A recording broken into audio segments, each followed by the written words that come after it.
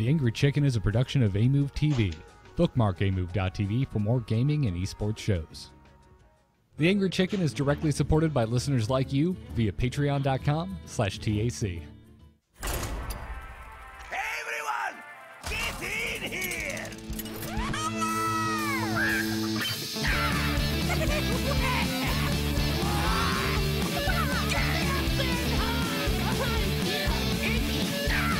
Ready for action! I've got the beast in my sight. A podcast about Hearthstone, Heroes of Warcraft. This is The Angry Chicken. Welcome back, everybody. This is The Angry Chicken coming to you on a Wednesday this week. One day later than we usually do. But it turned out to be a good thing because holy hell is there a lot of Hearthstone going on. Well, Hearthstone news specifically, new things that have already come to the game and new things that are still yet to come. But I am joined, as always, by Willie Dills, Gregory, Jocelyn Moffat. I forgot to say my own name. I'm Garrett. You knew that. And we're all back. So let's see. Jocelyn didn't have internet. And Dills, you got into a fight with Ragnaros or something? What happened? Yeah, I got I got purged with fire, or purged with hot grease, I guess you could say. Oh. Yeah, I was trying to make this is actually probably the best place to tell the story, rather than a million tweets, where I respond to everybody individually who says, "Oh, holy hell, what happened?" So basically, I was making a smashed burger, which is a delicious way to make a burger. If you've never had one that way before, I recommend it. But make sure your cooking ware is up to snuff, because as I was smashing the burger down into a pan of hot grease, the spatula broke itself. So as it broke, I'm pushing my hand down, so my right hand goes like right into the pan. The grease comes up and lands right on the top of the back of my hand. So back of my right hand is pretty burned up from here to here. That is, But yeah, that is awful, and I'm hoping it heals up by then. Even more unfortunate that you're not coming to BlizzCon because I want to sign your hand wrap. Yeah, this is like a homemade version of what the doctor gave me when I went in. Basically, it's just gauze and then a thing to like keep it all tight. But I just have to keep it clean and mostly elevated, and put the burn spray cream lidocaine stuff on there that I got, and it should be fine. It's one of those things where all you can really do is just not get infected and let it heal, right? So there's not like a magical spray that can put on there and then suddenly you're back to normal. It's just, nope, your skin is burned. It's gonna have to that bad skin's gonna have to eventually come off, and new skin will grow underneath that is better. So there you go. That's where I'm at. I'm glad you're okay, and I'm sorry you had to go through that. Yeah, Joss, I think it you might be sucks. muted. Yeah, me in the I'm house. unmuted now. All right. Oh, was Joss muted that whole time? Yeah. Yeah, it's keeping me in the house, which kind of sucks, but it's fine. It's my own fault. So nothing I can really do. Well, in your house is not a bad place to be because Hearthstone just got a bunch of awesome dropped on it, and even more cool That's stuff hitting us hitting next week. But yeah, anyways, so that and Joss, since your internet was out, that's why we pushed the show. In case you were wondering why there wasn't a show up yesterday, and it turned out to be a boon because a bunch of news dropped shortly after when the show would have concluded. And so Yeah, we got lucky. we really did. We absolutely did get lucky. So and I did not take up everyone's request for me to do a solo show where it's not just me, where I throw my voice and do impressions of both Dills and Jocelyn, and with sock puppets. I wanted the sock puppet show, just so you know, Twitter. I was right there with you. Well, listen, the next time one of you loses internet and the other one of you maim yourself with cooking utensils, I'll bust out the arts and crafts. Hope you guys like googly eyes though, because that's how it's going down. Who doesn't? Well, awesome. Well, there's a lot of Hearthstone to talk about. Let's get right into it with this week's Hearthstone news. Good news, everyone! Hey guys, we got a patch yesterday, and normally we'd just be like, bug fixes, and that's it. But guys, I'm noticing something I've never seen before in Hearthstone, and that's actual patch notes. Thorough. Yeah, really thorough. and accurate detailed. patch notes. Yeah. Yeah, this is nuts. It's like I came to it. I took a look at it. I'm like, I started writing the show, and I'm like, oh my god, this feels like every other Blizzard podcast I've ever done because these notes look like they're from any team besides the Hearthstone team. Poor patch notes, Steve. Though, like he just took one and got fired. Did he get fired or? In my head, Patch Note Steve has an evil doppelganger brother that looks just like him but has a goatee. And real Patch Note Steve has been locked in a closet in the Team 5 office and has finally escaped and vanquished his brother and sent him back to the Netherrealm, which is actually behind that portal from the Warlock quest. That's because no one ever uses that quest, so he'll never get free He'll never again. be found. Exactly. I'm gonna laugh so hard if that portal just starts spewing out patch note Steves with little mustaches instead of imps. That would be fantastic. That'd be absolutely great. So all kinds of things have been patched in here, including some things that have not gone live yet, kicking things off with the Hallows End event, which we'll talk about more later. It's not actually going live until October 24th, which is next week. But Nemzi, the new Warlock hero that you get unlocked from attending Fireside Gatherings that we talked about last week, she's now in the game. I'm going to a Fireside this weekend, so I'm going to go get myself a Nemzi. A new Fireside interface has been added. So it's a whole darn screen. You go in, and at the moment, there's only 2 buttons. There's a Fireside Brawl button, and then just another way to start duels with people on the same network. But there's a lot of space there to expand, and I have a feeling they have a few other things on the burner, and it's a really slick-looking piece of UI. So I'm excited to try it out this Saturday as well. Yeah, I'm going to be giving all this stuff a try at BlizzCon. There's so many firesides that are going to be going on throughout the event. There's the one at actual BlizzCon, and then there's also Con Before the Storm, where we're doing our meetup on Thursday. There's the CTR party on Friday. There's going to be, firesides and people playing on the same network all over the con. So yeah, and the BlizzCon map is out now, and Hearthstone is just off on its own. It has its own room, and when I say it's tiny, it's still a big room. They are fitting the entire Hearthstone stage in there, plus the tavern, plus the demo area. So you're saying it's tiny, but I think it's about the same size that the Darkmoon Fairs room was last year. Yeah, I think that's about as big as it's going to be. It looks smaller than that, but oh, really? I hope it's bigger. The stage is going to be for a team event too, right? So this is like the team brawl. So I'm assuming it's got to have plenty of space for multiple competitors and stuff. But it might not be the full grandeur that we're used to, where there's like all the people off to the side and all that stuff. Yeah. I think a lot of that stuff might have been moved over to that new esports arena thing that they opened up for the summer championships. Oh, that is true. I don't know, because they did the summer championships there, and I don't remember seeing any of like the side stuff that they had at. No, but a lot of it looked pretty familiar. Like unless they just built familiar, multiple versions of it. Yeah, it all pretty much looked like the Hearthstone stage. Well, and it didn't have the big glass enclosure either. No, not the big glass enclosure. No. But no. And plus, guys, don't forget, they move giant, probably half-ton statues from campus to Anaheim. There's nothing saying that is true. Even if they did use some of their set dressing at the arena, they can't come back. They're also using the arena for other Blizzard stuff, so it's got to be broken down and moved anyway. So why not just drive it down to south of, because the arena is closer to LA, I think. Whatever.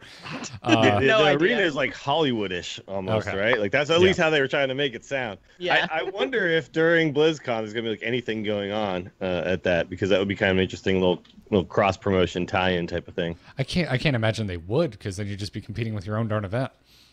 Maybe, but there's a lot of people who don't have tickets to BlizzCon. Sells out in seconds, right? So there's plenty of overflow for other things to be going on. Very, very, very true. But I don't know. I'm excited I feel about like if they were going to do that, it would have happened already. Like they would have already explained it too. Yeah, they would have announced something.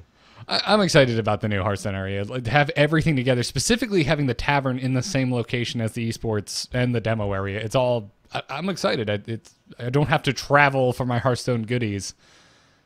Yeah, you don't have to go downstairs to watch and then upstairs to play, and then Yeah, and even then, like the tavern was kind of like off to the side, kind of. It wasn't even in with the Dark Moon Fair stuff. It was like you had to go back out into the hallway and down that way towards kind of like the press area and stuff. And like it wasn't really in your face, like a place you could go. I missed it completely the first year it was even there because I just didn't know where it was. Me too, and I almost missed it last year.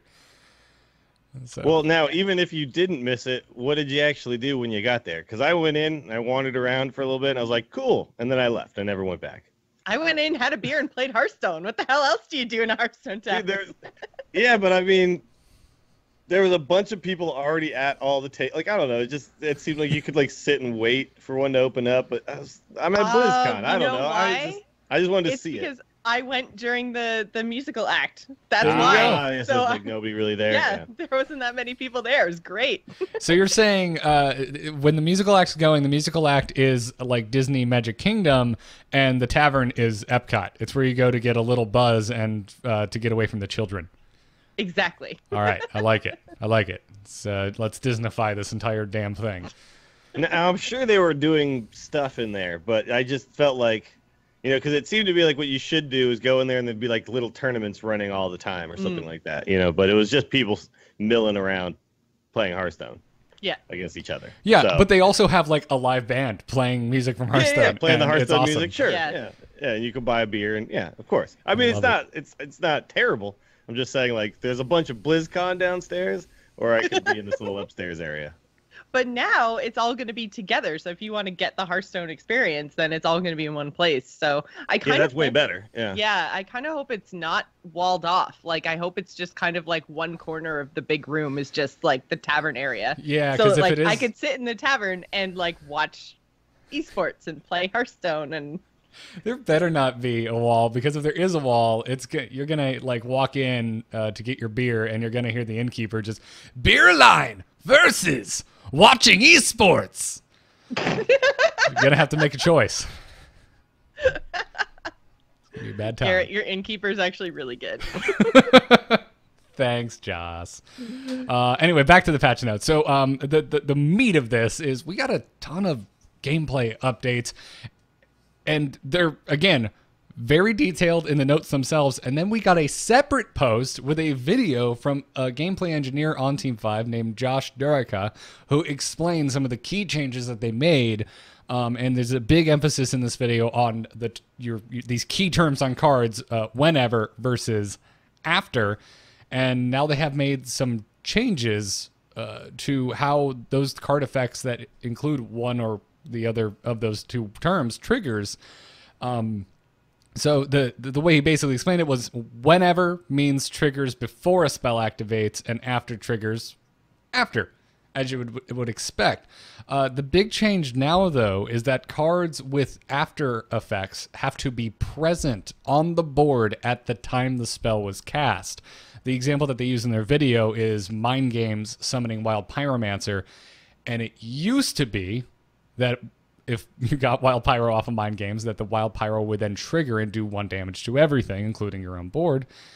Now, that will not happen because the Wild Pyromancer was not present on the board at the time Mind Games was played. Cast. Yeah, this is actually one of the things that forever has been causing arguments among Hearthstone players, because it makes it appear, and before people email, we know how it works, but it makes it appear as if battle cries happen before bodies hit the board or whatever, things like that. But then there's effects that happen where you feel like the body hits the board before the battle cry goes off, which is not actually how it goes. But because battle cries could then trigger events that would then affect the body, like as if it was on the board at the time the trigger went off, things got a little wonky. So things like killing a mad scientist with like a Kodo, and then it triggering mirror entity, and then mirror entity going off and summoning the Kodo. Like these are all the types of things that used to happen where people would be like, oh, so then that means the body's on the board before the battle cry. It's like, well, no, the battle cry happened first, but the way that it triggered was kind of confusing. And so I'm really glad that they're changing that, because it doesn't make sense. In a paper card game, I would never do that order of operations that way, Right. right? I would never say, oh yeah, the Kodo did this, then it killed that, and then now the Kodo summons, like, what? No, we just like move something from the bottom of the stack to the top somehow.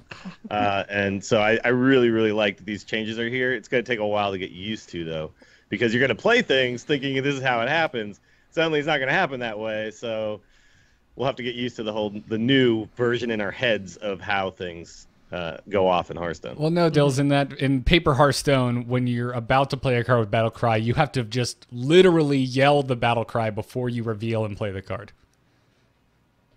That's how you would do it. Okay, sure, fair enough.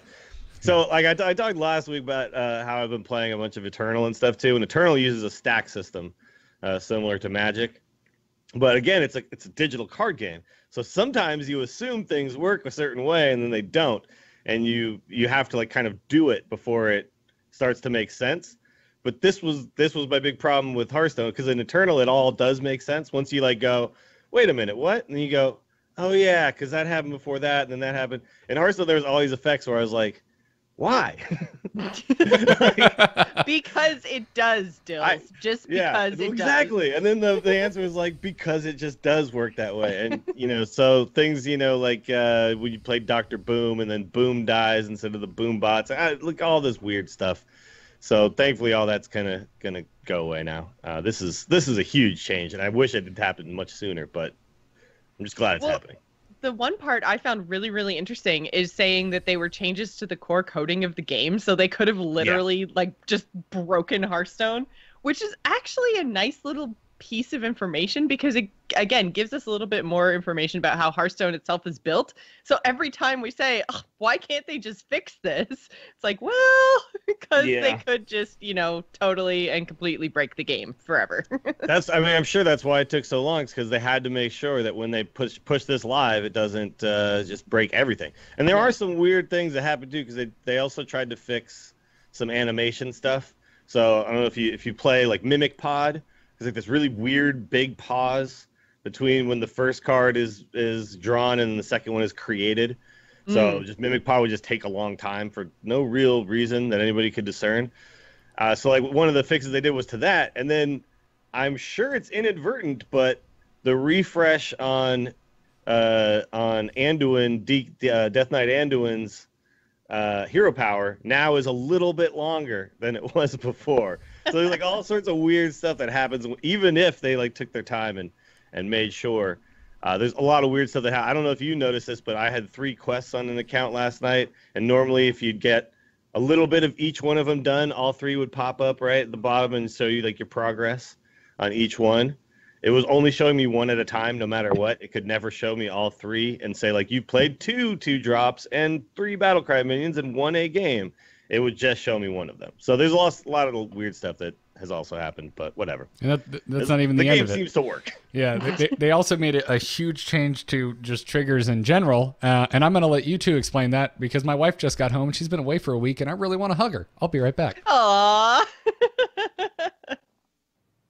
So they made some changes to triggers. So basically, like if you can think of Bolvar with Spirit Echo, like when he would die and then get attack from him dying and then come back, it was lots of crazy weird stuff. So now there's 3 different zones in the game. There's in play, in hand, and in your deck. And so if one trigger creates a new trigger, the new trigger isn't automatically activated or something. I don't know. Dills, do you understand this a little bit better than maybe I do?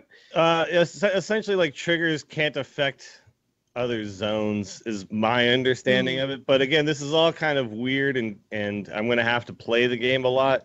But yeah, like triggers would kind of, one thing would trigger and then it would cause something to trigger from a different zone. And apparently they've taken that out. So essentially, like Bolvar has now left play. He doesn't then get to trigger the in-play trigger doesn't get to happen in your hand.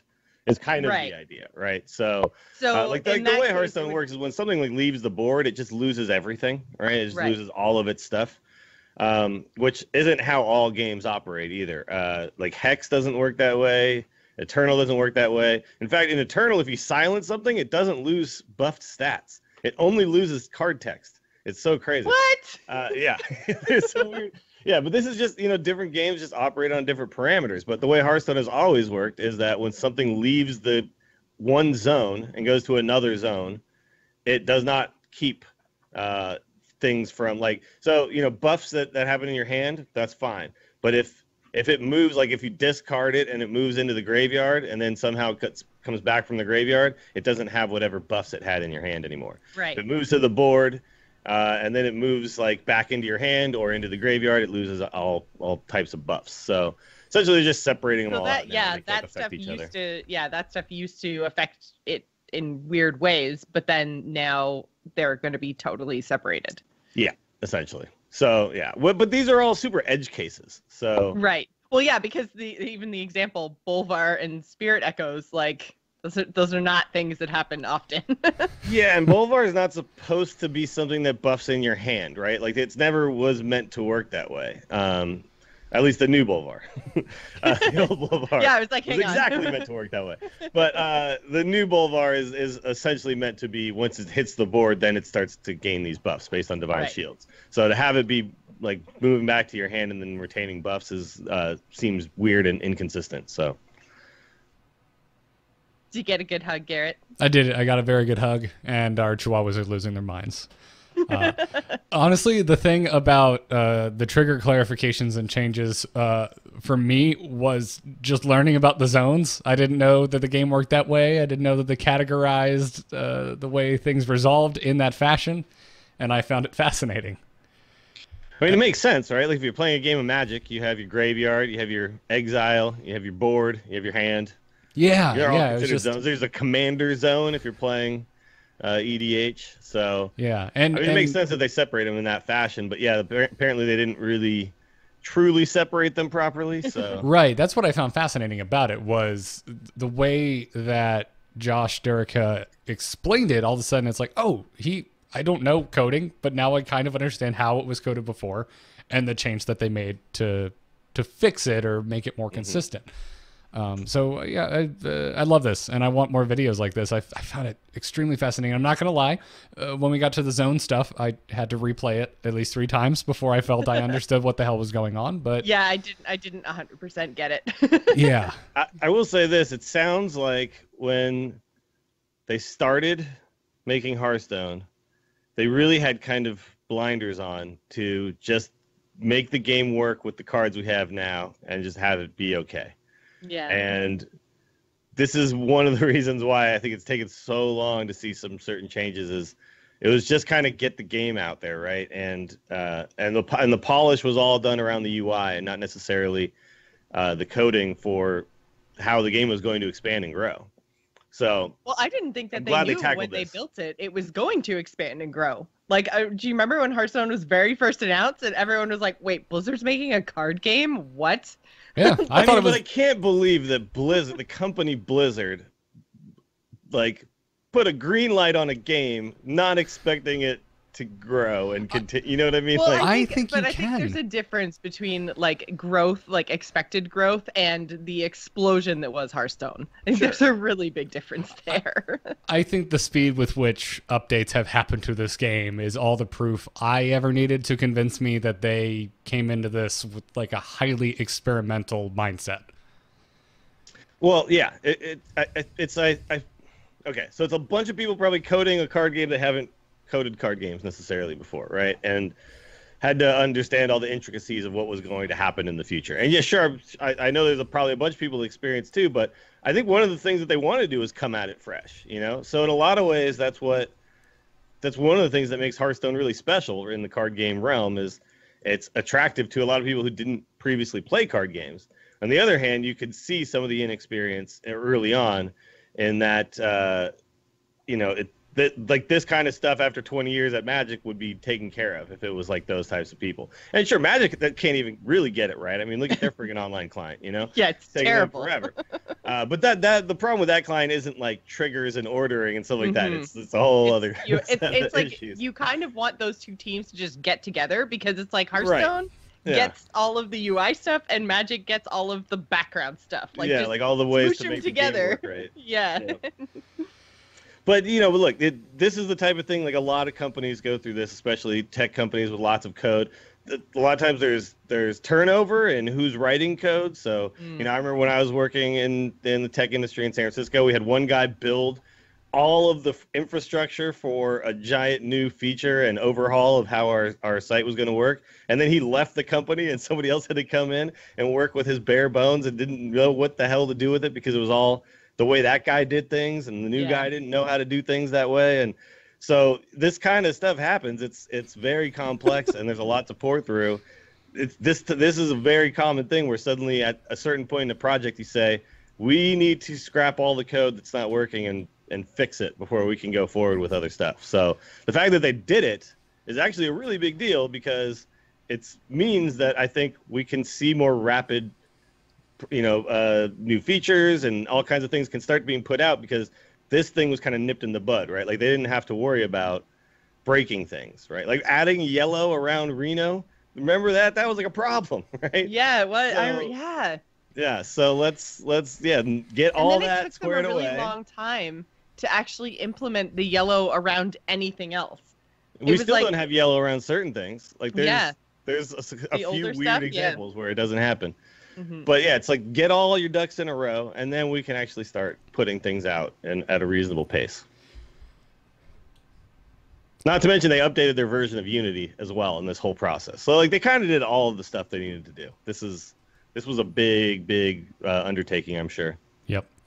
And we're not even done talking about it all. Let's get into some specific card changes with the counterspell change. So this isn't necessarily a change to counterspell, but every other spell in the game that counterspells counters. I want to say counter one more time.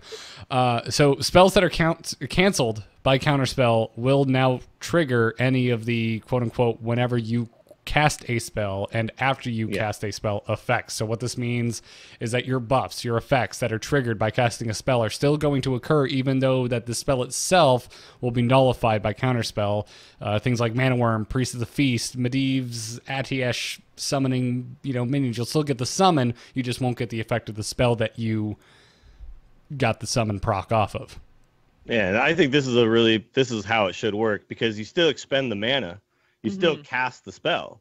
The spell was just countered, right? So you still did the action of casting a spell. So it makes sense that those triggers would go off. Yeah, it's a bit of a nerf to counter spell, but it's also I agree with you, Dills. I think again this is just more consistent. If I was coming to this game with fresh eyes and a fresh brain, I could use a fresh brain.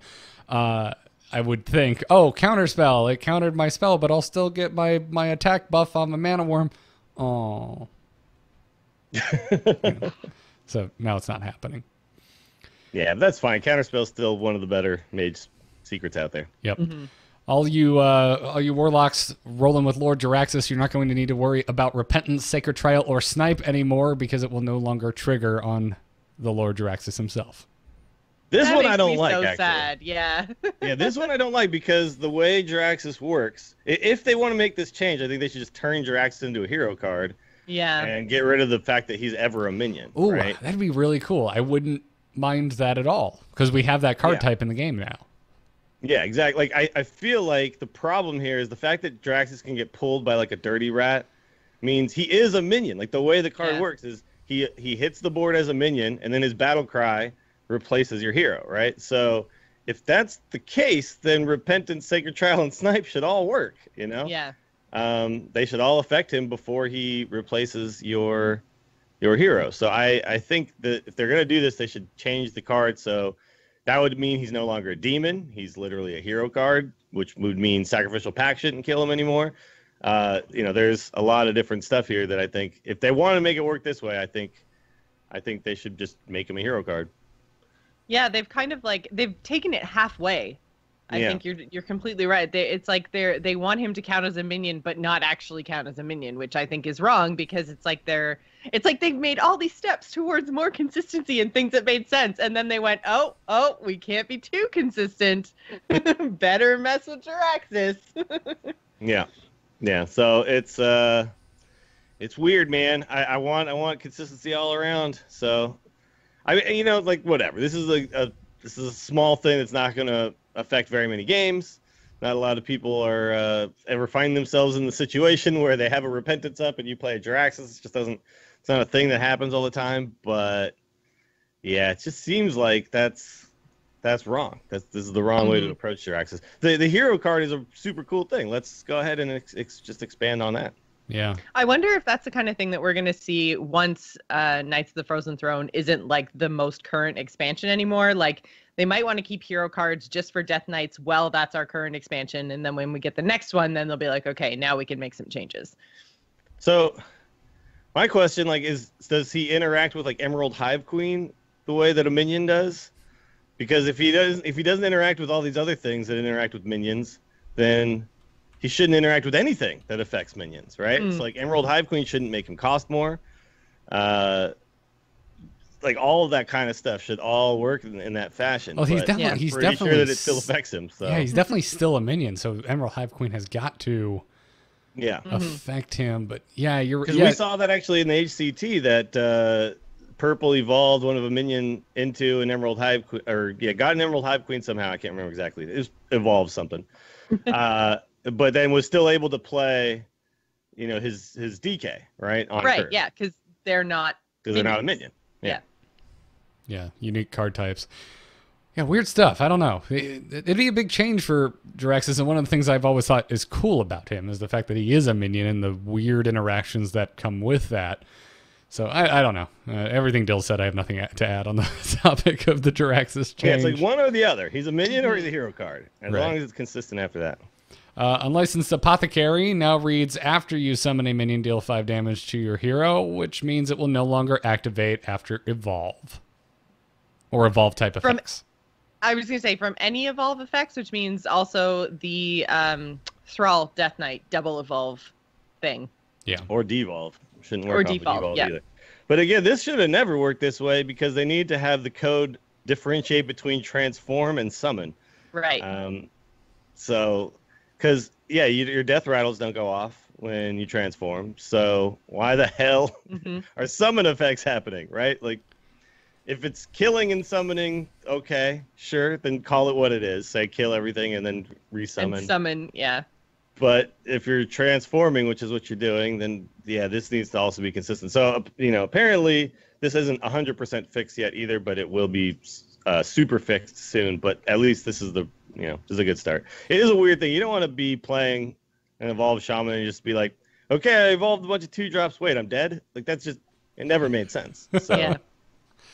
Yeah, it's something you can't plan for either. So I'm definitely on board with this change.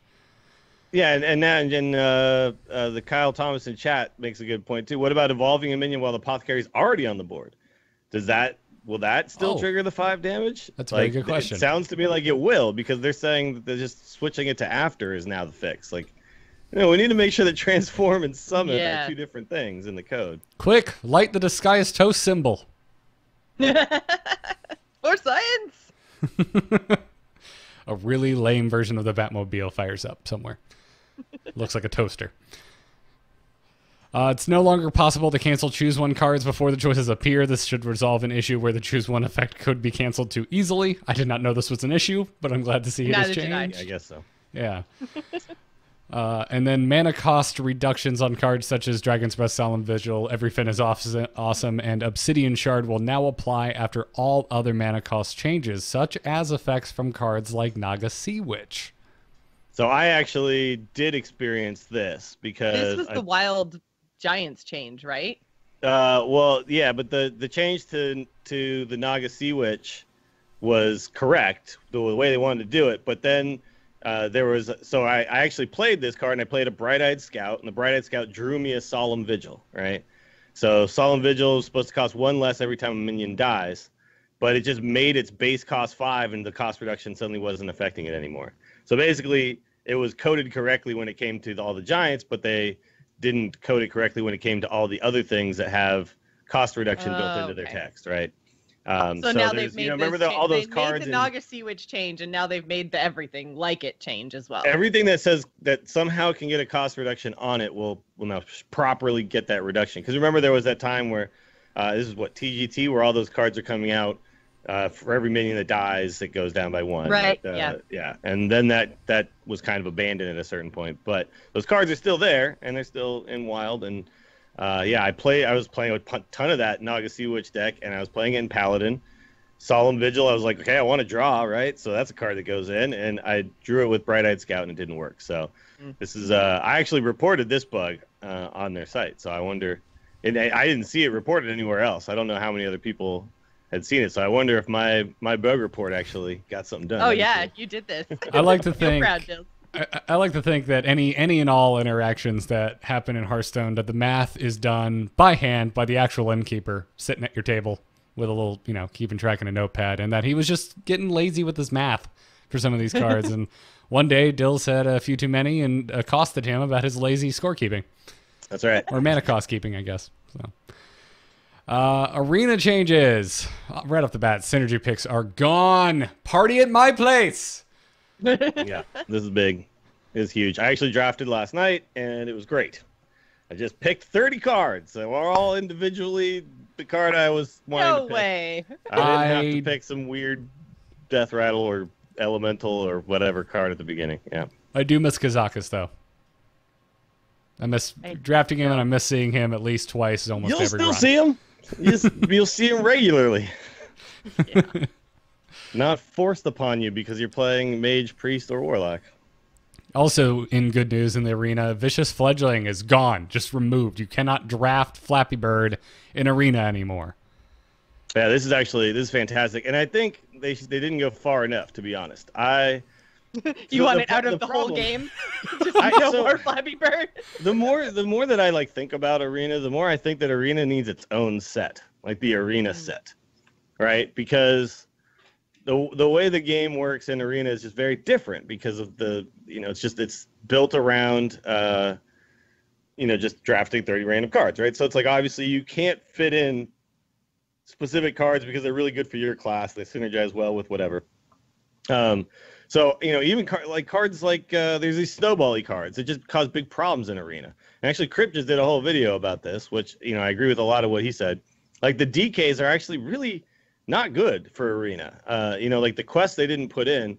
But the problem with the DKs is there's a lot of them where if you draft it and then you draw it, you just win, right? So then the game comes down to, did I draw it? Okay, did I draw my Death Knight Jaina? Oh, then I win. Did I not? Okay, well, I didn't win. And then that's not really like a fun way for Arena to be played. Arena should, I feel like, just be kind of on its own and work in a different way. And that's why I kind of want them to just build an Arena set. Like that includes some wild cards and some standard cards. I think that would actually honestly be the best way to go about it. But the taking Vicious Fledgling out is a fantastic step.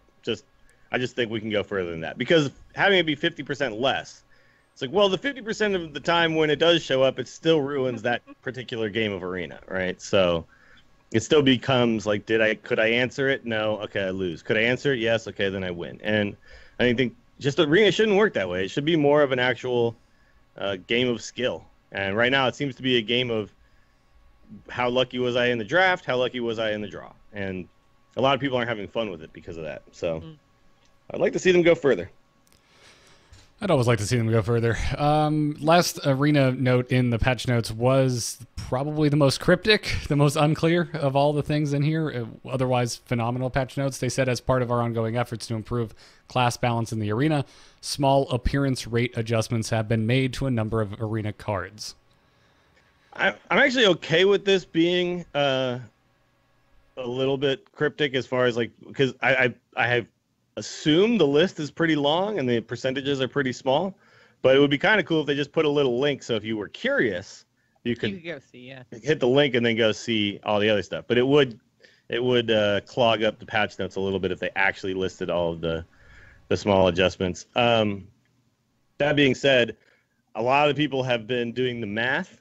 People who've been doing the math on the numbers that Blizzard has given us and said that the numbers don't seem to actually gel with what they have told us. So that's a little weird.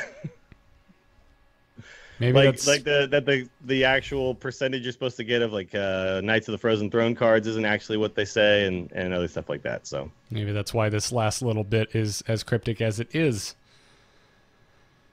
But probably, yeah, I'm not sure.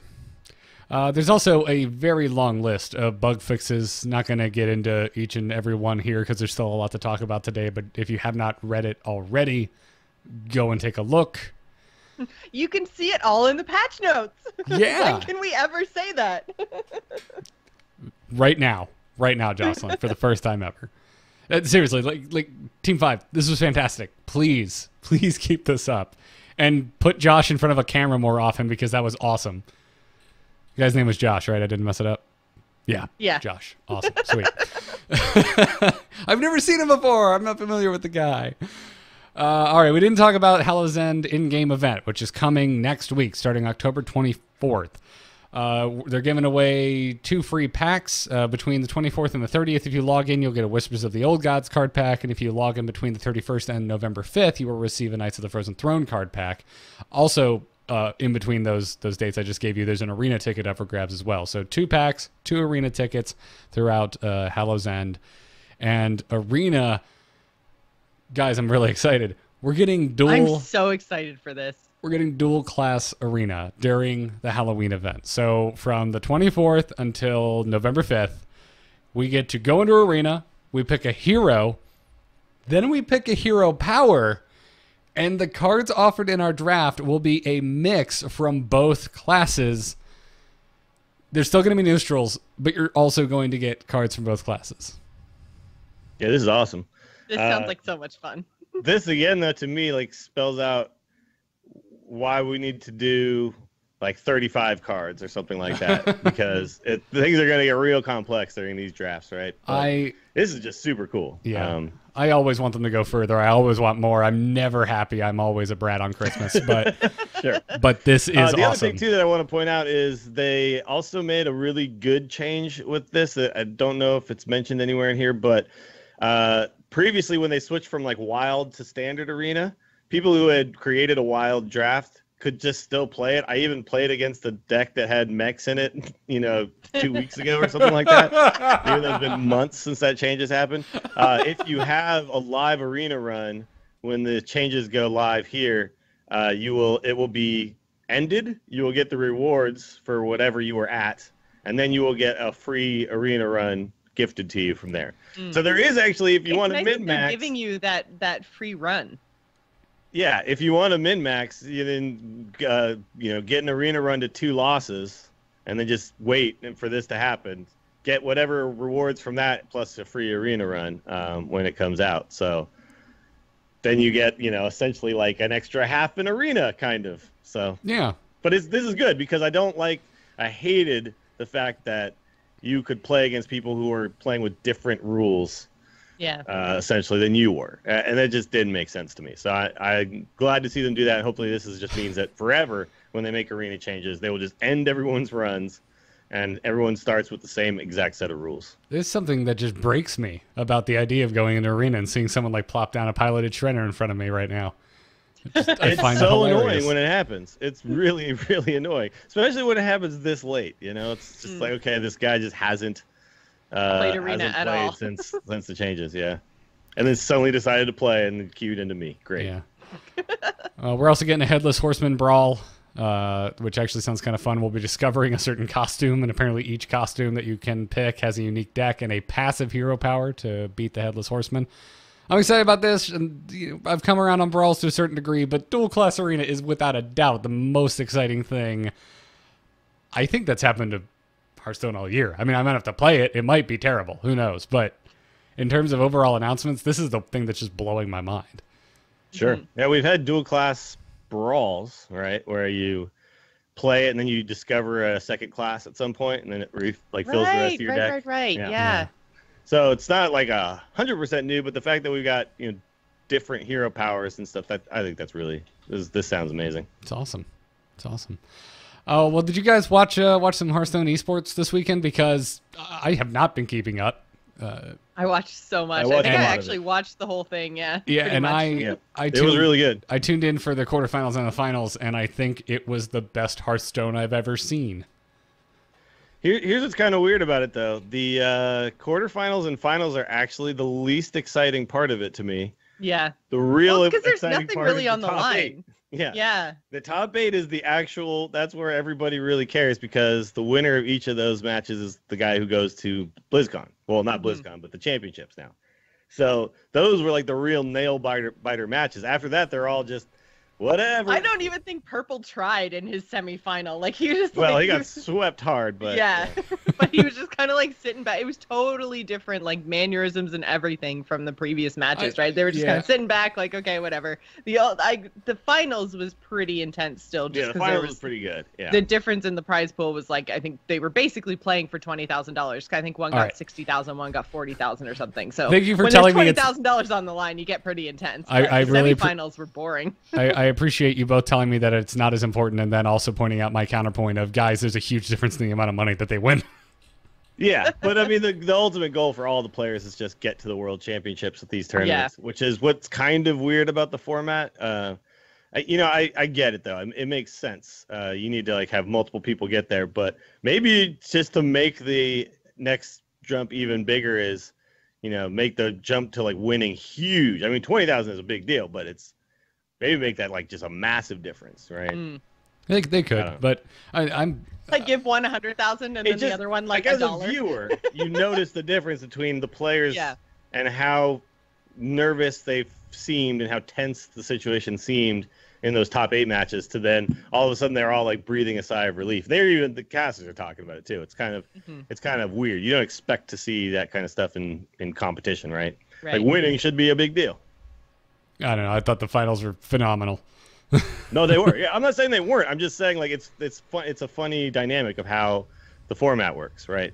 That those top 8 matches suddenly seem like even more important than the final match. Yeah. Was anyone for me, the only tiny little thing that took a little bit of air out of the sails was the fact that it came down to some priest v priest mirror match, ridiculous mana void form, 0 mana BS to be the end of the tournament. I've got to say, like, I found the priest mirror matches really, really interesting to watch. Just all the plays and counter plays and all that kind of stuff. It was really cool, but to the point that I feel like even the casters didn't 100% know how to cast it. They were like trying to count all the stuff, and it was just way beyond them. And they admitted they were just like, "Oh, he might be dead. He might not be dead. Let's just keep it going, see what happens." It was the same with the Warlock mirror matches. They were both really interesting to watch, but I do agree that watching the machine gun down Anduin plays, it just it's heart-wrenching sometimes. It doesn't seem very fair. There's a lot of skill involved in those games because Surrender, literally his last card was Raza and he won the game. Yeah. And you're not supposed to win the game when your last card is Raza. So no, but when the fact that he was although able to he got to find his last card very quickly, I thanks to Orange. was about to say, you're supposed to win it when your opponent makes you burn 6 cards, and none of them are Raza or your Death Knight form. Well, that play that Orange made, man, it's so hard not to make that play. But every single time I do it on ladder, it does not work. Like, it's just one of those things where you think, like, okay, if I could burn this really important card, oh my God, that'd be amazing. But it just never works out that way. You just always end up losing those games. So it's one of those things where I think you can really point to, like, that was a misstep on his part, I think. Well, I don't even know 100% if it was a misstep. It was the chance that he chose to take, because basically taking that chance 100% of the time will win or lose him the game. Like, that was the swing turn. He could have outright won the match right there, or he could have outright, like he ended up doing, losing because he drew his opponent further into his combo deck without burning any of his combo pieces. So, but where you have a chance to burn, I think he ended up like drawing 8 or 9 cards and burning 6 of them. So, like, if you're taking a 6-card chance, like, I don't know. I feel like when there's this much on the line, those are the kind of plays that you kind of take. I don't know. I disagree though. I think you just because he would have won the game if his opponent never got to Raza, right? He would have won the game and won the tournament. And like, it's just one of those things. It's so hard not to do, because it just feels like if I could burn that card, I just win, right? But then also, if you don't, you're like you're taking it out of your own hands and putting it into the hands of what cards, like what order are the cards in, right? And it's like, and the other thing too is that because in that matchup they always keep all the combo pieces, it's more likely that they're in their hand than necessarily in the deck. And you can make a read based on how much they're drawing. Like if they're drawing, like all they're trying to do is draw, then you're like, okay, they're missing combo pieces, so they're probably somewhere in the deck. But it's just like, I don't like taking risks where this might lose me the game, right? If I'm playing like a competitive match like that. I'm more in Joss's camp. I think it's a risk either way. There's no way to know what the right choice is. I mean, we know that in this particular game, the right choice was not to do that. But if he had burnt one of his combo pieces and won the game, it would have been a different story. It's a risk either way. You take the risk to not do it and hope you just win the game by playing out normal, or you take the risk to see if you can burn their combo piece. So, it's definitely like the most talked about play in the whole entire tournament, though, right? Like, it is a very percentage divisive. thing. Yeah. Like, we don't know exactly what the percentage is. Like, is your percentage of winning higher by taking a chance to burn some cards and get one of those combo pieces, or is it higher to be ahead in the draw as he already was, and just win that way because you're already ahead in the draw, right? Yeah. My personal feeling is you probably win more often by just staying ahead in the drawing cards department rather than, hoping that it all works out. It's one of those things like in Arena, like I would love as a rogue to pick the 5/4 pirate for 4 that buffs my weapon, but I know if I ever get Galaka Crawlered, I just lose that game. So it's like I just don't pick that card, even though it's a really good card. It's like I feel like my chances are higher of just never getting blown out.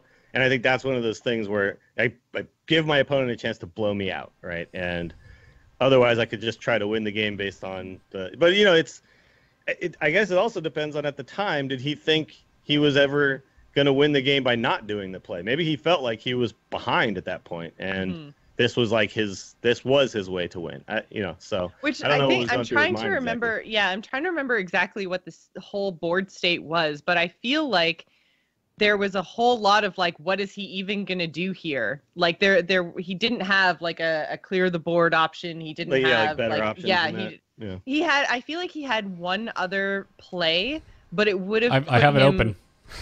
Oh, do you? He had his own Raz on board, a Silenced Doomsayer, Kazakis, and Surrender had Glimmerroot, a Cleric, and a Gnomish Engineer.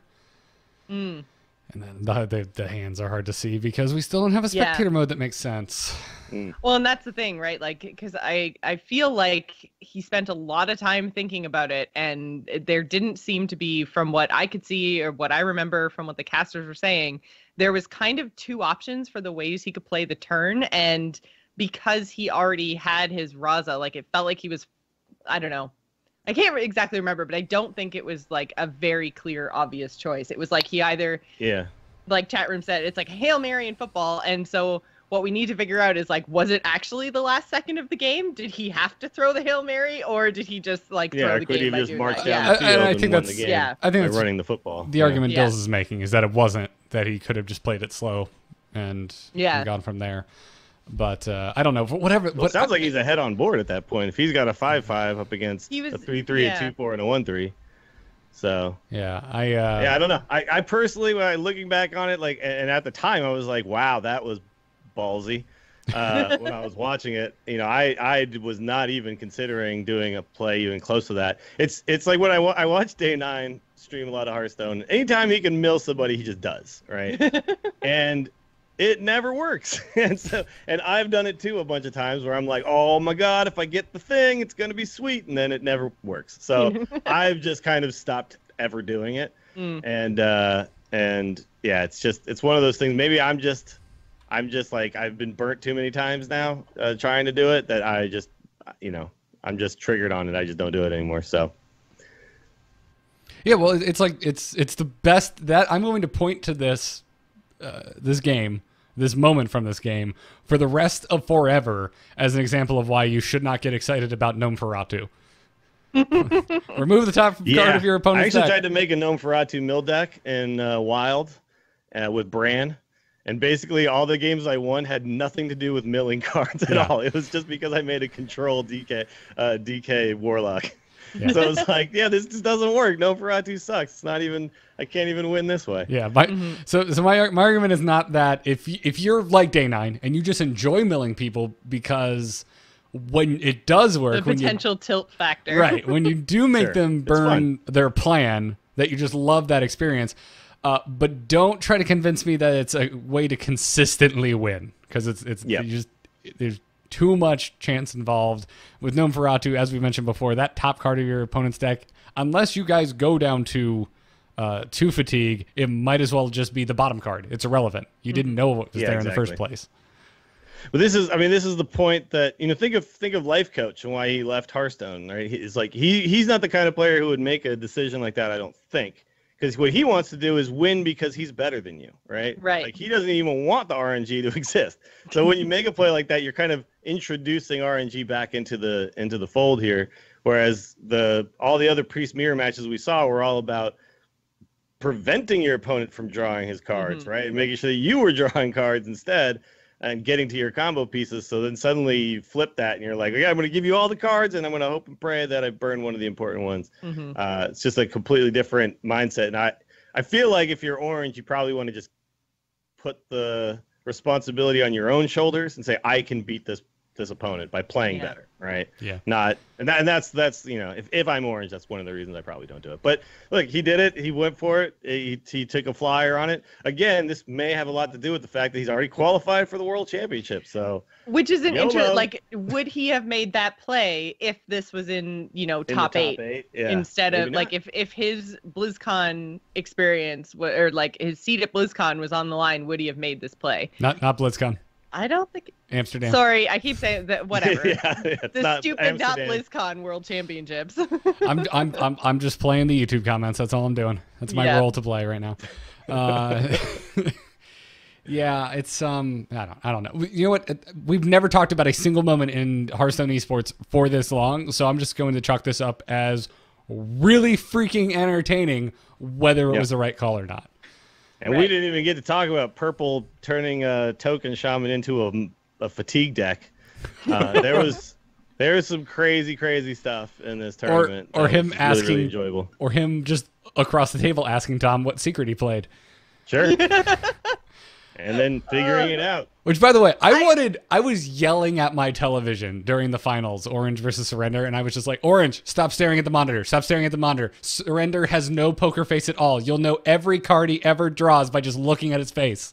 Yeah. And the whole time, Orange just had his game face on. He was just staring at the monitor. Focused in, And Purple's like the exact opposite. Purple's like constantly like... Yeah.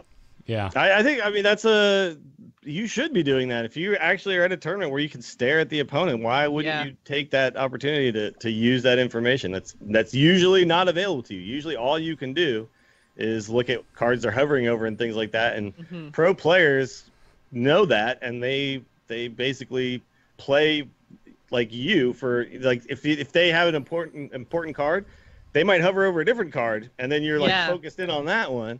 Or they just hover over nothing until they decide to make their play, and you get no information whatsoever. So, I really think you got to take advantage of that. I will say this, though. This tournament, because we had a bit of a debacle at the qualifications for this stuff recently, where we had all the disconnects and all that kind of stuff. But if you think that competitive Hearthstone is somehow on the way out and Hearthstone dead game, Hearthstone esports lull, this You're probably not listening to this show. This tournament would really, this kind of proves it to me. It's like the best players, the guys who played the best, were the ones who did the best in the tournament. It was pretty obvious that Hearthstone is very, very skill based, and we had some of the best matches we've seen in a long time.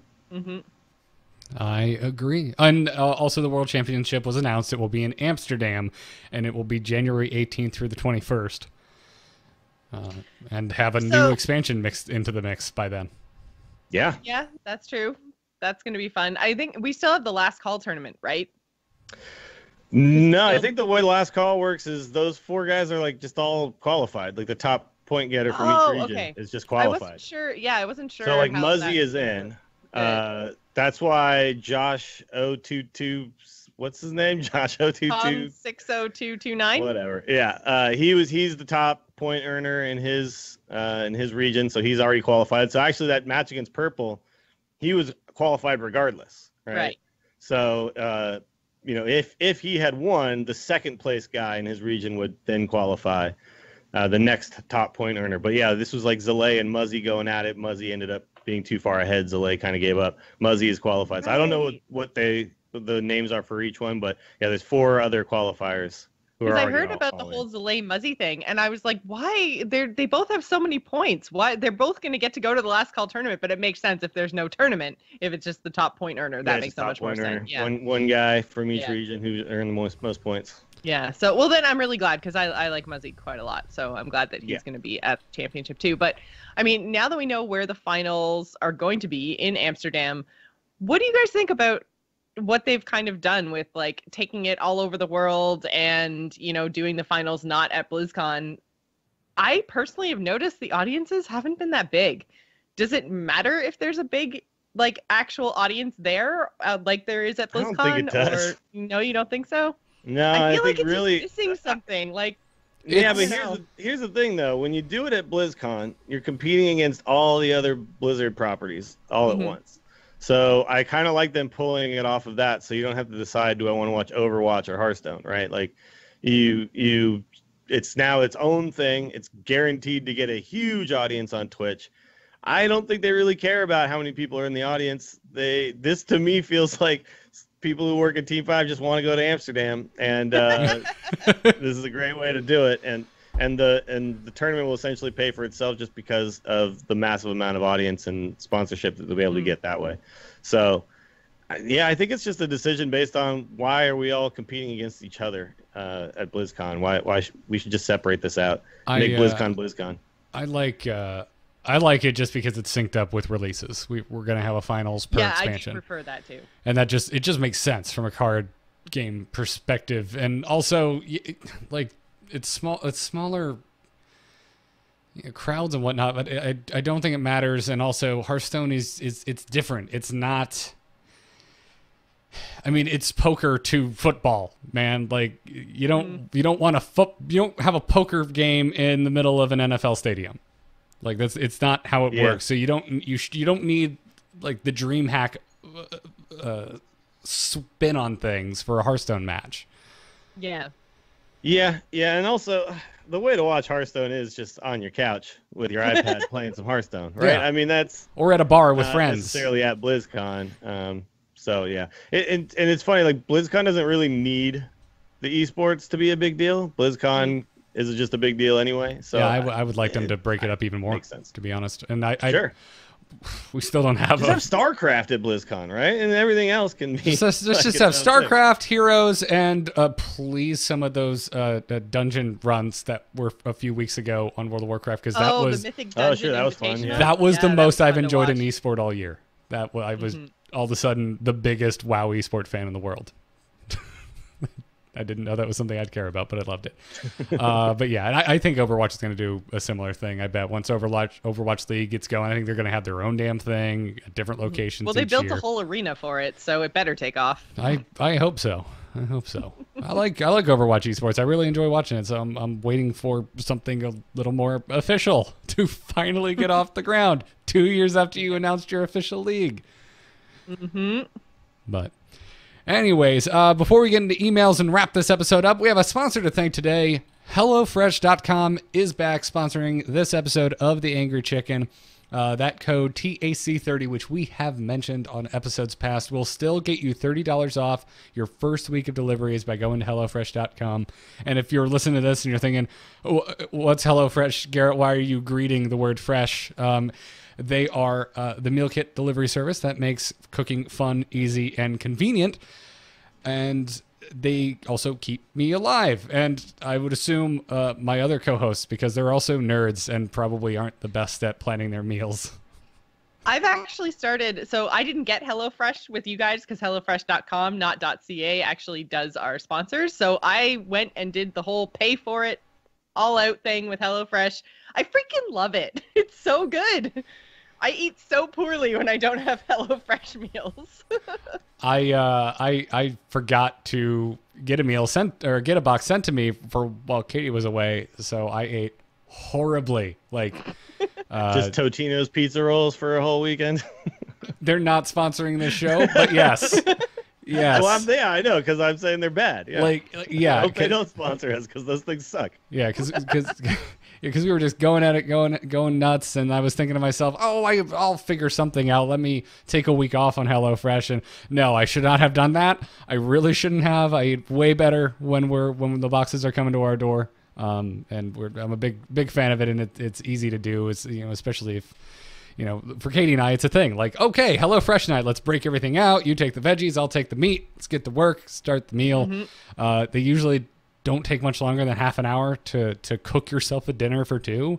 And they also have options for larger households. So go check it out. HelloFresh.com. And don't forget to use the code TAC30, TAC30 when you subscribe. Get $30 off your first week of deliveries. And we'd like to thank HelloFresh for supporting this episode of The Angry Chicken, and you guys for using that code and continuing to support us. Now, let's no strategy this week because we knew we were going to spend an hour on the patch notes and esports, which we did.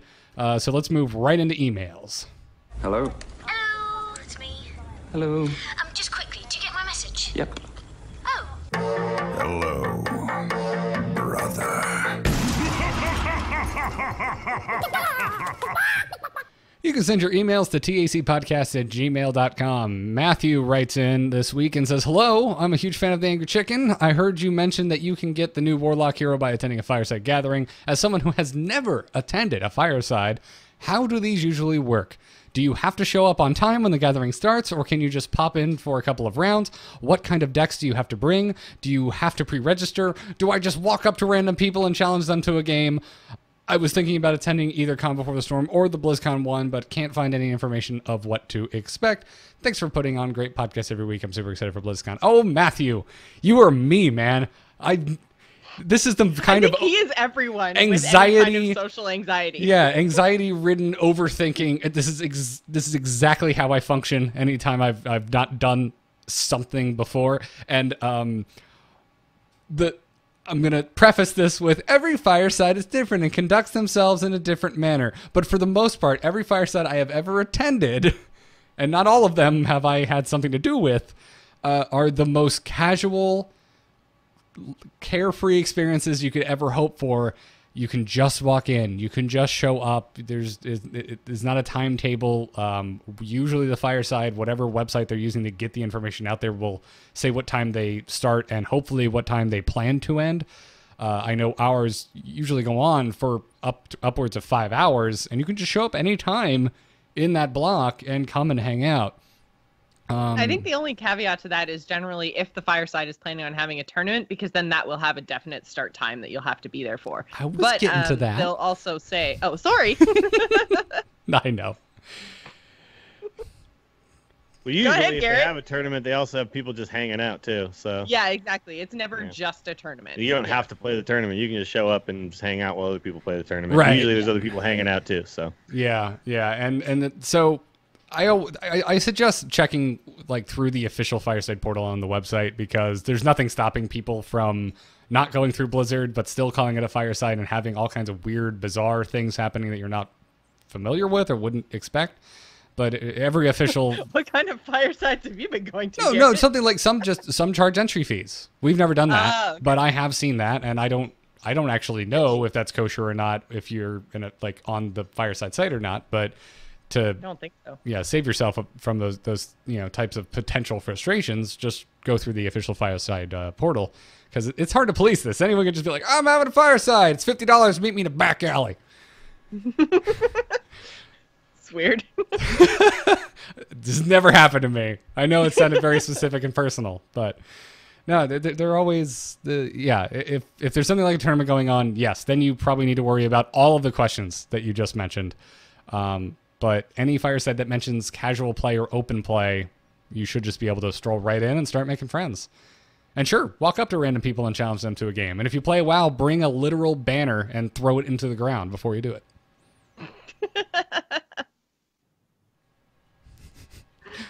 Oh, Garrett. So, and we have that new UI. So you can be antisocial while in a social space. You can just find people who aren't in the game and challenge them. Yeah, That's you true, can. too. Yeah, you you'll don't be able even to have see. to talk to people. Yeah, you'll be able to see the other people who are in the same fireside as you, and you could, like, I would suggest probably whisper them before you just, challenge them because they might be doing something. But yeah, like you see all the other people who are doing it and the people who are available, and just like say, hey, do you want to play? Just go for it. But it is true. You do want to check the website because I know in certain places, like if they do tournaments or they have kind of special event type of things going on, some like charge money to get in. There's no rule against them doing that because it's their event. They can kind of do what they want with it. But except I think for like the Tavern Brawl qualifiers to get to the thing to potentially get to Worlds or whatever. But yeah, there's some that do very different things. So you probably just at least look it up. But the website has all of the stuff for your area, and will generally give you a little information on what the hell's going on, how casual it might be, how non-casual it might be. So, but like Garrett said, they're all different. But just show up too. I mean, even if it seems like it might not be your thing, just give it a try. Maybe it is. Maybe you didn't know it was your thing. And let's see, who was it? Someone asked, Dude HS in the chat room asked about the Con Before the Storm fireside. Anything unusual about that one? To my knowledge, no. It's a fireside. If you would say happening the night before BlizzCon is unusual, then yes, it's unusual. As far as I know, there is no tournament at the Con Before the Storm fireside. It's literally just like there will be Wi-Fi. They're going to do a fireside. You'll get any and all rewards tied to the firesides. It's just there's not going to be any kind of tournament or anything. So again, it's a show up and then hang out and go from there. But yeah, no tournament as far as I know at Con Before the Storm. And typically they're BYOD, bring your own device. Yes. You don't usually walk into a fully functioning computer lab with Hearthstone pre-installed on multiple machines. So bring a phone, bring a tablet, bring a computer. Yeah. All that kind of stuff. And also, if everything works out, we should be having Root on the show on our pre-BlizzCon episode on Monday the 30th, and he's going to talk all about what's happening with the Con Before the Storm fireside. So we'll have more details then. Dills, would you like to take the next email? Sure. This comes from Cliff, who says, "Hello, ill-tempered Taco Bell taco shell ingredients." Nicely done. God, I love that. I wanted to share a fun parenting story with you. Our daughter's in 2nd grade and is good at math, but can't stand flashcards. I looked at the flashcards, then looked at my daughter, then I looked at my laptop. Time for Hearthstone math. I used the minion combat and the hero's health pool as the flashcards, getting her to tell me the result of each attack. We roped a lot, but she got pretty good at it and cheered every time we won. We're not quite up to her being able to spot lethal, but it was a fun way to do some math drills and have some daddy-daughter geek bonding time. Nicely done, sir. Now on to my question. As the end of the year approaches and I look at my dust and try to decide which decks to try out, I catch myself feeling anxious when I see that the legendary cards required will be rotating out. I'm keeping my focus on decks that are missing pieces that have a year to hang around or are classic. Still need to craft a Tyrion. What kind of current deck types do you think will suffer the most from the next rotation? Thanks for pulling me back in to this expansion. First of all, that's very, very cool. Daughter's going to get real good at subtraction, I'm guessing. Well, there's buffs too. You got to like mix things up. You got to be like, all right, if I attack with these 3 minions, how much damage will I do? Yeah, you got to make sure you know what I mean? There you go. Or if I bloodlust and I have these minions on board, how much extra damage am I going to do? Ooh, 3 times that's 4 multiplication minions. there. There you go. See, it's all in there. All right, so I think you're right to be considering what's going to rotate out. Like, should I be crafting a patches if I don't have one right now, right? Yeah. And like on my China account, I don't have patches, and it's not really worth it for me to go ahead and craft. Like, I've made it this far without patches. I could probably just last the next couple months or whatever until patches is not a thing anymore. Jade so decks. Do we only have a couple more months of patches? Mm-hmm. Whoa. It was the end of the he year. rotates out Gadgetzan. End of the year last year. That went fast. Yeah. Yeah, I guess and it was Jade stuff? Gadgetzan, yeah. Jade. So like Aya Jade Blackpaw. stuff? Oh, dude. Yeah, Aya Blackpaw's going bye-bye. Kazakus. It doesn't involve legendaries necessarily, but Token Shaman, because Evolve is going bye-bye. Yeah. Although you will still have the DK, so I don't know. But it'll probably be a totally different type of deck, I'm sure. Mhm. But yeah, there's a bunch of cards that we will not have. So yeah, I would probably think about the card, like probably focus on classic and Knights of the Frozen Throne stuff for sure. Wild Rage TT in the chat room. But who will be in charge now? I'm so glad No you one read. knows. I was giggling about the same thing. That's fantastic. That's so good. Oh God, yeah, that was good. Well done. But yeah, no, I think, and we did have a very similar conversation this time last year about Reno and wondering if there was going to be enough to carry those Highlander style decks through the rotation. And we got Kazakis and we got Raza and we got the Death Knight and all that stuff. And so Priest has been able to kind of like hold the Highlander torch. Warlock too, slightly. And again, all of that on the back of Kazakis. They're going to have to give us a really good, one of minion, I think, in this next expansion. Otherwise, I think the Highlander style might be the thing to suffer the most in the next rotation. Sure, but I think they really like it, Blizzard. So I think they have a do feeling too. We're gonna get something Yeah. around it. Well, it's insanely unique to Hearthstone. I was thinking about it the other day because of the patch notes from earlier. I'm like, man, this is huge for Hearthstone, and the dual class arena had me so excited. I was trying to think about the last thing that really kind of blew my mind with Hearthstone. And I think it was one of decks, because it just goes against everything I ever learned about card games before Hearthstone. And even Not constructed. Yeah. even one Wild Hearthstone, like the first year and a half of it before Reno, like you wanted it to be as consistent as you could. And I remember getting to this game being like, you can only have 2 copies of a card. How will this ever work? Yep. Yeah. And The one legendary thing too is kind of interesting because I go over to Eternal and there are legendary cards. They're very expensive. You can put 4 of them in your deck. So you want 4 of them. jeez. Yeah. That's And, it. Can you imagine a that's Paladin deck with 4 Tyrians? Like that, ugh. Ugh. Well, they also have 75 card decks. So.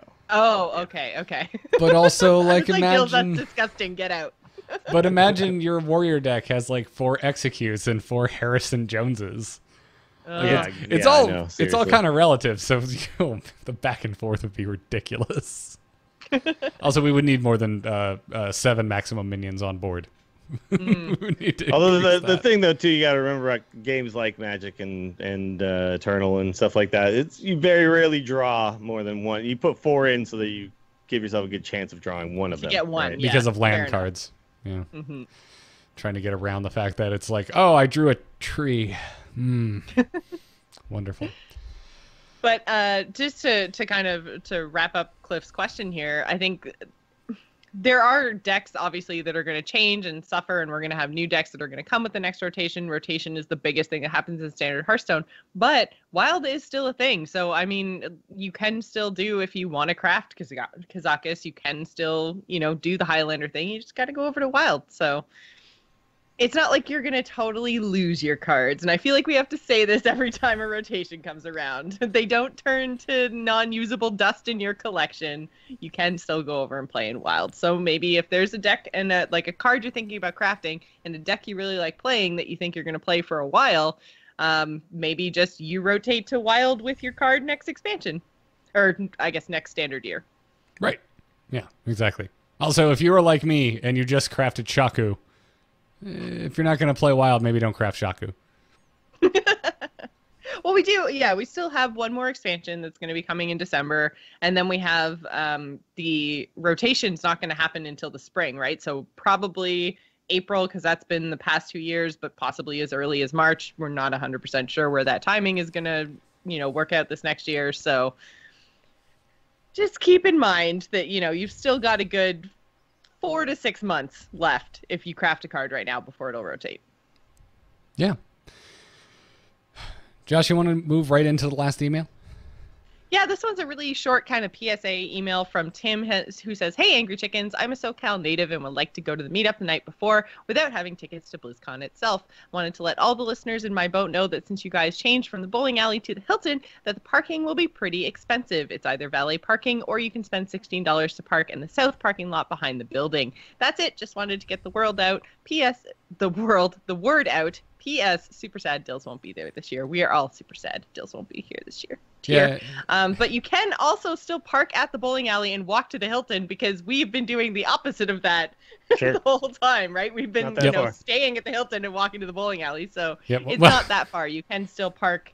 There are free public parking places around the area that you can then walk to the Hilton from. Hey, But, I haven't been staying at the Hilton. I've been staying at the cheap hotel, the Clarion on that strip, and then walking. But basically the I was same gonna say, location. yeah, and I've been staying like 2 blocks south of that. Right. In like, murder probably has holes in the wall that people watch me behind paintings type of. Oh my hotels. God. Oh yeah, dude. The places I stay at BlizzCon cost me like $20 a night. Why didn't you tell me this? We need a new Patreon goal. Keep us safe at BlizzCon. When Jocelyn, this is what you do. When it says Bates on the sign, you don't stay at that hotel. We actually thought we had a murder room one year because the power was flickering so much. It was like totally like really, sketchy. It looked like someone had just or could have, because it was also all white tile. Looked like it could have been one of those scary murder butcher rooms that just got recently bleached. It was because it also smelled like bleach. It was really creepy. Hey, also, if you enjoy adult beverages, you're going to want to Uber or rideshare over anyway. So Yeah, that's true as well. Yeah. But, yeah. I'm super sad Dills won't be here this year either, Tim. Very sad. It's too bad, man. Too many things going on in November. And then, I was supposed to go to San Francisco for Thanksgiving. I'm just like, I can't do this many trips in 1 month. So it's all, Everyone's been hitting me up lately with why the, November? Huh? Why? Just why? I don't know. Spread it out a little bit. Everyone's been hitting me up with the, you going to TwitchCon? You going to TwitchCon? I'm just like, no. Oh, yeah. BlizzCon's right like- after. Literally like a week later. I can't afford that. You crazy? Yep. So, anyways, that's going to wrap it up for this episode. Keep those emails coming, tacpodcast@gmail.com. We got to thank our patrons, folks supporting us over at patreon.com/TAC. As we mentioned before, we create content for a living, and the Patreon for this show is one of the largest contributors to the fact that we can continue to do this. So if you like the show, consider throwing $1 or $2 per episode, whatever works for you over there. On this episode, we wanted to thank John Paul M, Mark D, Lion, no last name given, Denton F, and Joe, no last name given. I'm assuming heir to the Eat Joe's fortune. Eat at Joe's. I'll also point out too that if there are people out there who want to hear more esports insights, getting us to that Raven goal would be huge for that, because that guy he's on the inside track to all the things going on within like the pro scene. So if that's something that you're interested in hearing more about on this show, which is something we don't necessarily focus on, that's the way to make that happen. If you want to combine your angry chickenness with some of the insider knowledge on the esports stuff and the pro players, then that's the way to do that. Is get Raven on here once a month. And we like to pay him, is what it comes down to. Yeah. If we hit that goal, the whole idea. We will pay Raven to come on the show once a month. So go check it out.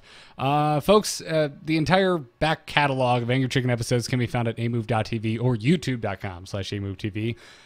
Huge thanks to our Patreon producers, Declan H., Peter Williams, Michael N., Sean C., and Johnny S. I know Declan and Peter are coming to BlizzCon. If anyone else is coming, let us know. We owe all of you a lot of beers. Follow us on Twitter at TAC Podcast. Catch us live usually Tuesday nights at 4 p.m. Eastern Time over at twitch.tv/amovetv. If you have heard us referencing the chat room, that's who we were talking to. Sometimes we talk to ourselves as well, but not today. Dills, you're doing a lot of other things. Where can folks find your work? You can check me out on Twitter. I'm at Willie Dills, twitch.tv/Willie Dills, where you can find me playing all the Hearthstones and stuff. And 1-900 Wrestling Podcast with Justin Robert Young happens on Mondays around 5 o'clock Central Time. And we tried to debut this week, but then the burn got in the way. But Monday Night Stone should be happening. Its first one will be this coming Monday. So come check it out. That happens directly after 1-900 Wrestling on my channel. Awesome. Jocelyn, how about you? You can find me on Twitter and Twitch. I'm at Joss Plays. You can also find links to everything I do at jossplays.com, including my general gaming podcast called The Gamers In, which is actually going to be right here on AMove TV in about 2.5 hours. We record at 8 p.m. Eastern on Wednesdays. We're going to be talking Shadows of War and South Park: The Fractured Butthole. I've been enjoying Shadows of War. It's the most fun, deeply flawed game I've played in a very long time. I freaking love the Nemesis system and all the different personalities of the orcs. Yeah. It's freaking awesome. It is amazing, but it also has some issues.